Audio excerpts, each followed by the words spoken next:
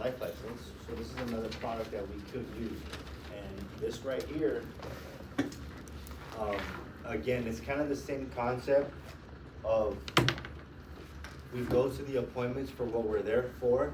So if you have a life insurance lead, we're there for life insurance. If you have a term lead, or like, there are term leads, like for example, certain vendors sell term leads. If you're there for a final expense lead, if you're there for a mortgage lead, if you're there for whatever lead type you're there for, service that, right? Once you're done servicing that, you've written the app, you submitted it, send it off to insurance carrier, boom, you're done. One question that you can ask is, by the way, John, what accounts do you currently have to supplement your retirement income during your retirement? That's a question that I really ask. What accounts do you currently have that will allow you to supplement your retirement income? And they might say something like, well, I have my 401k, or I have an IRA, or I mean, I just got Social Security.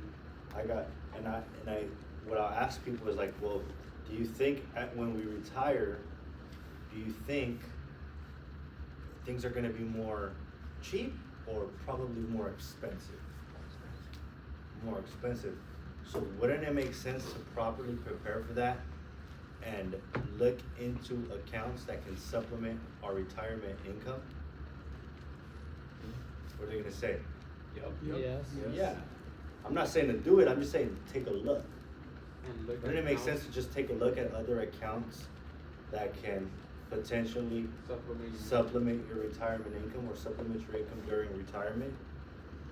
And by the way, wouldn't it be great if we can supplement our retirement income tax-free without having to pay any taxes to the government? What are they gonna say? Yeah, of course. Where's that? Where's that? How do you get that? Right? Free. And then from there, you say, perfect. I can't promise that you will qualify for this, but what I can do is get down some information, ask you a couple of questions, and if it does make sense for you, I can show you some options. If not, at least now you know you do have another option other than your whatever, 401k, Social Security, IRA, whatever they currently have. I'll say that, okay? So I'm gonna ask you a couple of questions. And what I do is I do what's called like, I don't even have a word for it, I should have a word for it, but I just do like their budget. I do their budget, that's what I do. So I take their expenses, I figure out their income, right? So let me ask you a question. Well, you've already kind of done it, if you kind of already know some of this stuff, like if you do a proper appointment, you'll know some of this stuff, which you probably won't know as much in detail, are like the expenses. So figure that out. So, by the way, this one, you'll know if they're renting or buying by then. Let's just say, so you're renting here, your rent is how much a month, boom, figure out their expenses, like try to go through, like you should Google, or we should try to post it, actually post it for you guys. Like something that you can follow that like figures out their expenses. Because what I wanna know is this, what's your income? Let's say it's 5,000 combined, and then let's say their expenses are 3,500. What that tells me is you have $1,500 of discretionary income. That's leftover money. Now, Miguel, if you're anything like me and anything like most people, anything that we have left over, we don't see it, man. That thing just goes. We got a little bit of money, so we walk into the mall and we come out with a bunch of bags, or we go to Target for hairspray and we come out with 2 shopping carts, right? And that's why this money we usually don't see. But based off of our expenses and our income, we do have that money. We're just not setting it aside for the future because nobody's really showed us how. Would you agree with that? Yeah, I agree. So Miguel, from this 1,500, how much of that do you feel comfortable putting away every single week towards, supplementing your retirement income? I could do for myself 500. 500 a week? No, a month. A month? Okay, and I say a week because if they say I can do like 200 a week, well, what's 2 times 4? 800. 800. But I also would never do more than half of that. Mm-hmm. So if they say I can do the whole 1,500, they'll get excited, right? The whole 1,500. take it easy. You know what I mean? We're not going there, right? I need you to be able to walk out of Target with one shopping cart. Right? I tell them stuff like that. And then so boom, you out of this, it's easy to get a $500 to $600 a month premium, right? And then what you do is, like if you're experienced, you'll be able to do it right then and there. If you're not, you just say, okay, what I'm gonna do is, I'm gonna take this right here, this number, I'm gonna go back to the office, I'm gonna put together some of the best strategies possible for you, and then what I'm gonna do is come back, show you them. If they make sense for you, you like them, and you're gonna be the judge of that, great, I can help you. If not, at least you now know some options, okay? Okay. Great, cool, so you can do it like that, you set up another appointment. Or if you know how to do it right then and there, you can just do it right then and there. What would you say is like the best age group to help them set up a max funded IUL or a good funded IUL? So there's this thing called, well, that's too much. The younger they are, better. The older they are, the more they have to pay in premium. So would you say it's more based on their financial situation than their age? It's a little bit of both. It's a little bit of both. The younger they are, the less they can get away with putting away because they have more years for that compounding interest to take place. Got it. The closer they are to retirement, the more that they have to pay because they're paying catch up for all the years they didn't get compounding interest there. Got it. That makes sense? Could you do an 80-year-old? No, you know my situation. There was a unique situation about it, that's why. Well, 80, bro, they're retired already. What are they gonna do? Supplement their next lifetime? Or what?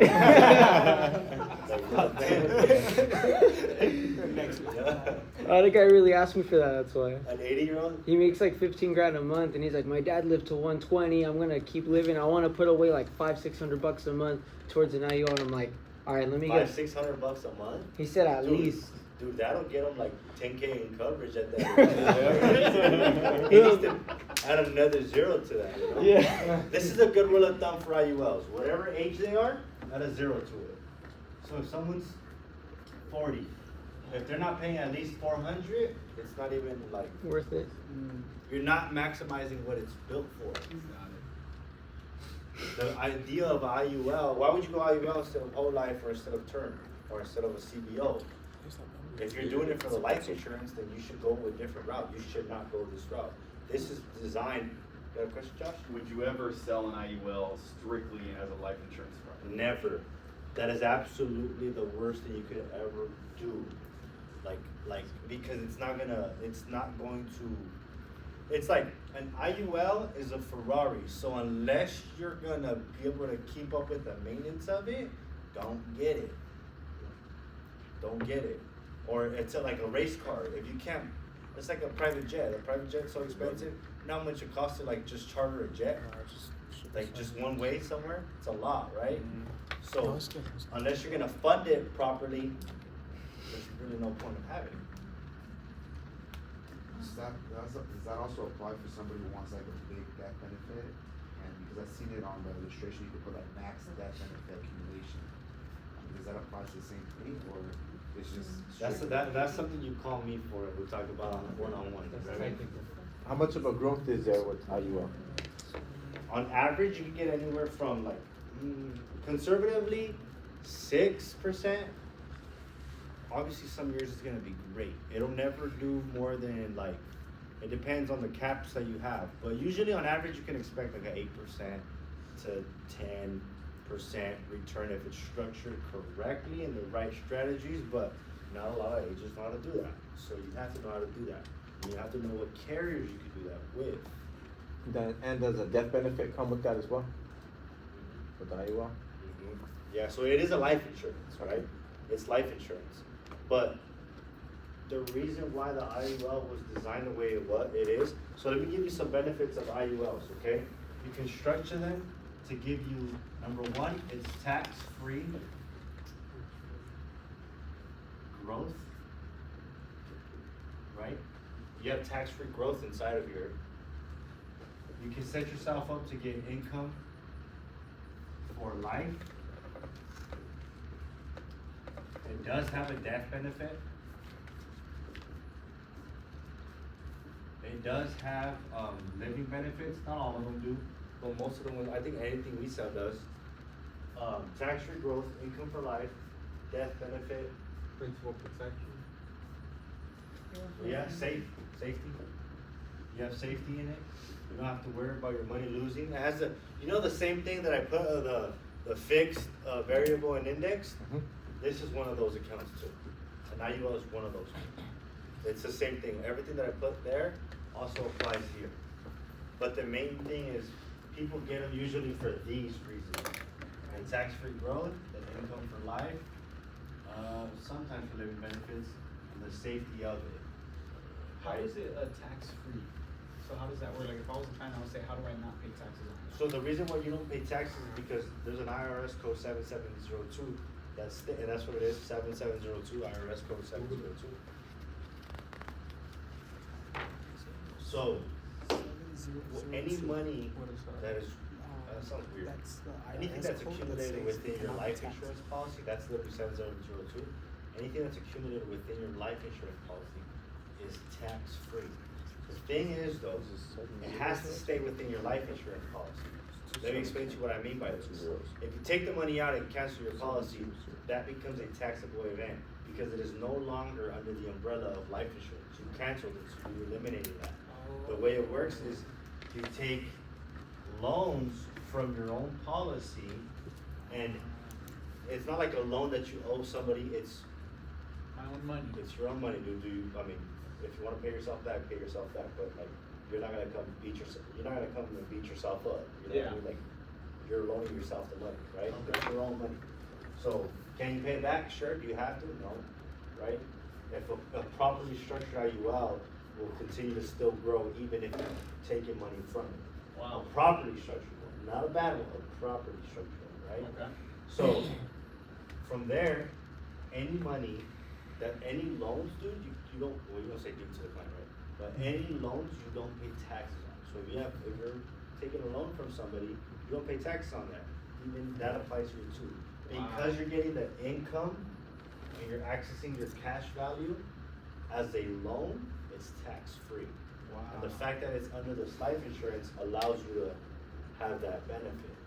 Now, your question is, well, what's the limit? Well, the only limit that you have on how much you can put into it, it's all gonna be based upon, a couple of factors. The death benefit, like the bigger the policy, the more you can put into it. Right. So how much insurance can you get?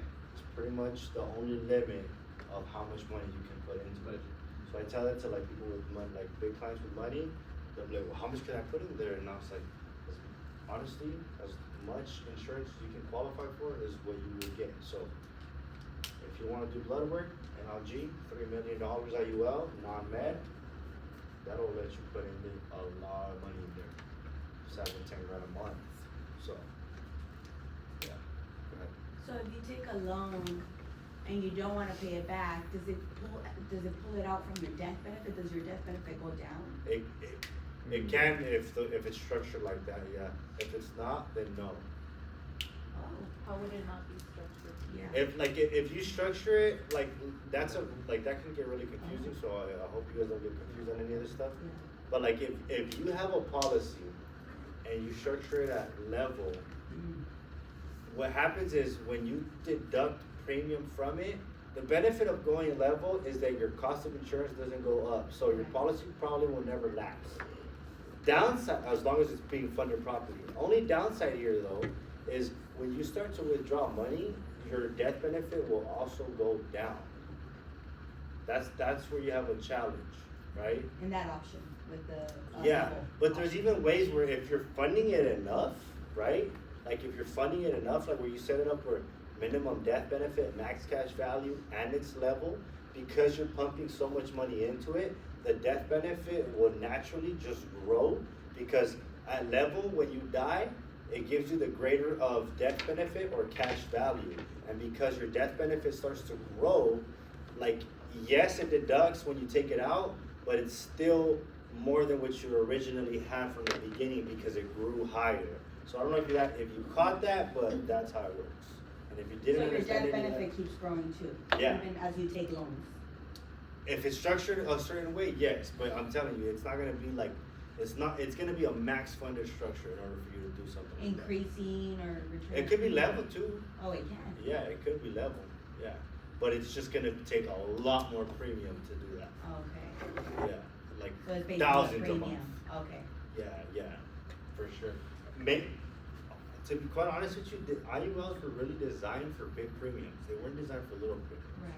They were really designed for like, just whatever your age is at a zero, that should be your bare minimum that you're putting into it. Question, alright, so when it comes to I.U.L, and obviously, I mean, our benefit, obviously we're gonna focus on the client, but when it comes to like issue paid report numbers for us, how does that work? Am I gonna get the whole 12,000 on my issue paid report, or is it just So- the cost of insurance? No, it's based on target. So Target, target okay. premium. So if the client's paying $1,000 a month, right? That's 12,000 a year, right? This is annual premium. On the issue pay report, it's gonna be based off of target premium. Target premium is a different number. Yeah, gotcha. It's not cost of insurance, it's a little bit more than cost of insurance. It's cost of insurance plus enough to keep the policy to not explode, right? At least for a couple of years. So that's what you will get. It's not, you don't get annual premium unless annual premium is target premium. But if that is the case, then you're doing it wrong. Yeah, You're doing it wrong. makes sense. Like that shouldn't be sold. I don't know why carriers issue policies like that, but Wait, say that one more time? what? Why they shouldn't be sold at? how? If a target premium is the annual premium, it should not Oh, yeah. be sold. So it would be more, right? Wait, yeah, for sure. Because if you ever do an I.U.L and it says lapse, and it's anything before like 100 or like 110 to be safe, like I wouldn't do it. I wouldn't sell it. Because what if that was your family, right? So I wouldn't do it. Me personally, I would not do it. So that's what I would say. And then this stuff is pretty simple. There's a lot of videos you can watch on it, but it's mainly to supplement retirement income. The greatest thing about these things, guys, is that you can create an income for life, and that's how you can sell it. Hey, this is an income stream for your retirement. Many times people have these policies. They're like, oh, this is for my retirement. This is for my retirement. This is for my retirement, right? So you help the client with the insurance, you help the client with the retirement, like, or with their insurance. Like, let's say you went for a mortgage protection. You did a life insurance policy for mortgage protection. Now you just did another policy in that same household because you provided another service for them. You identified another problem that they had. They didn't know that they needed to supplement their retirement income. Now that they realize, man, I should probably supplement my retirement income, so you can help me with that? You're in front of me? All right, let's do it. That make sense? So when the individual does retire, does her premium stop? You can set it up for that. Yeah, you can set it up for that. But like, we can't sell it as retirement, right? Like, we're gonna do this for your retirement. Well, retirement is a verb, bro, so like, what do you mean? Because you're saying supplemental as Supplements of another way. retirement income. Yeah, this policy could be for your supplement, Retirement? to supplement your retirement income, yeah. When you retire, right, there's income that comes in from Social Security, Right. and if you have a 401k, you Just have that. another way of. It's just another supplemental retirement income. So that's how you're structuring it. Yeah. So it's like a CBO for older people that gives interest, right? I don't know. I don't think so. Don't think of nothing else. Don't compare it to anything. It's its own thing, right? It's not life insurance though. It is life insurance. Oh, but don't okay. think of it like that. I was gonna ask, have you ever done both life, I.U.L, and annuity for one client? Yeah. Oh shit. All right, cool. What are some health red flags to not apply for an I.U.L? Dude, health red flags. Yeah, unfortunately, guys, for I.U.Ls, that like, it's The client's gotta be pretty damn clean to get an IUL. Like, Is it's it gotta- term underwriting? It's yeah, it's definitely not final expense underwriting, I'll tell you that. No. It's way closer to term and well, NLG's term underwriting, same thing. Same thing? Yeah. Okay. It's pretty strict, it's pretty strict. Like, they're not as lenient as most of our, they're not simplified issues. Got it. They're non-medical. So that's something you guys gotta understand. There's fully underwritten where they go poke the client, blood work, do all that, that's fully underwritten, right? Then there's non-medical. Non-medical is where they don't poke the client, they might ask to poke the client, but they don't require you to set up blood work right away. They might be able to approve them just by their prescription history, by their doctor's information, and they'll go back like 10 years, sometimes more, and they'll look at other things like court records, tickets, credit checks sometimes, not hard checks, but soft checks, right? They'll do things like that. That's non-medical. Then you have simplified issue. Most of our carriers are simplified issue. What does that mean? It's easier to get approved with simplified issue than it is with non-medical.